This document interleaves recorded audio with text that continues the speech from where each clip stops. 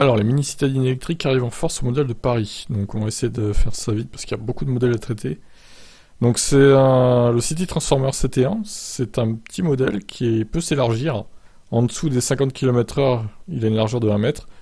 Et au-dessus, donc, jusqu'à 90 km/h, 1,40 m de large. Ses roues se déplient en gros. Les deux occupants sont installés en tandem dans un habitacle fermé équipé de chauffage et de climatisation. La production devrait débuter en 2024 avec un prix de base estimé à 12 000 € pour ce truc. C'est un peu cher, 12 000 quand même. Hein. Après, l'idée est intéressante, qui se déplie, mais bon. Je trouve que c'est quand même un prix un peu élevé pour ce que c'est.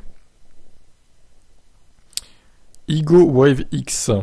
Celle-là, j'aime bien. La mécanique aussi pour ne plus passer pour une voiturette, puisque le moteur développe 80 kW.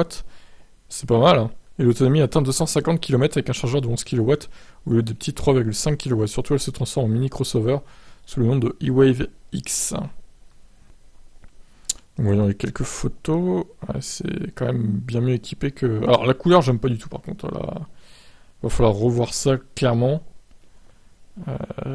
Faut vraiment une autre couleur, là. C'est terrible.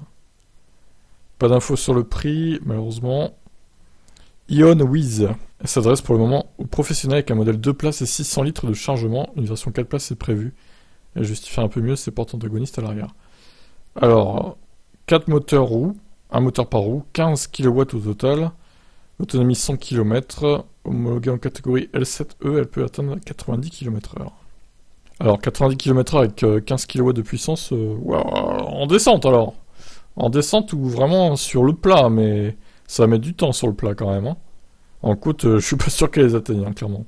Microlino, celle-là j'aime pas trop. Hein. Honnêtement, elle est très très chère en plus. 3 versions avec des batteries de 6, 10,5 et 14 kWh disponibles. 95, 175 ou 230 km d'autonomie. Mais une charge limitée à 1,35 kW pour le modèle de base, 2,6 kW pour les deux batteries les plus grosses.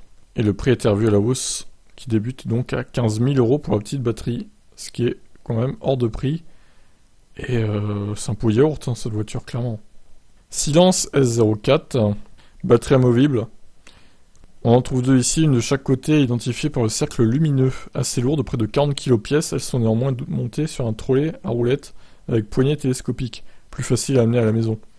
40 kg la batterie, putain, ouais, c'est pas léger. Hein. Une charge embarquée est aussi présente. On peut aussi les échanger dans les stations dans les villes équipées. Le prix de base est envisagé à 7 500 € pour le modèle L6 limité à 45 km/h, mais une version L7E, capable d'atteindre 90 km/h, est au programme également. Ouais, le prix me semble pas trop élevé. Ça pourrait concurrencer la Citroën Ami, éventuellement. Par contre, c'est vraiment minuscule hein, quand même.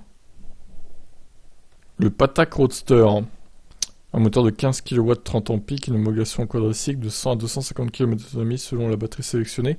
3,36 m de long, 1,36 m de large. Le prix de base est annoncé à 23 000 € en électrique. Une version essence existera aussi. Putain, elle a des roues de vélo.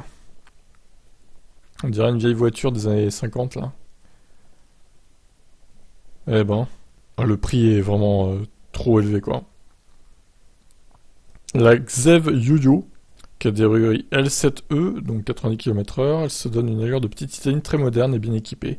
Clim, accès main libre, écran tactile en option, toit panoramique, 4 freins à disque, service connecté. Prix de base 15 890 €, loin des 8 000 € envisagés au début du projet.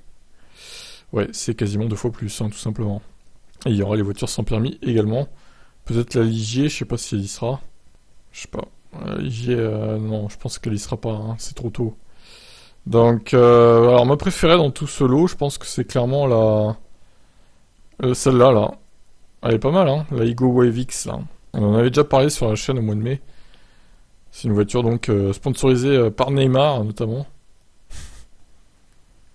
Elle est pas mal du tout. Alors le prix, ouais, c'est quand même assez élevé, hein. Mais bon, les performances sont quand même meilleures que le reste.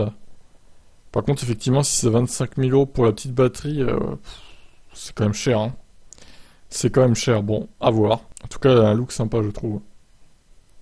Quant au reste, bah écoutez, après tous les goûts sont dans la nature. Qu'est-ce que vous en pensez? Quel est votre préféré à vous? Ciao.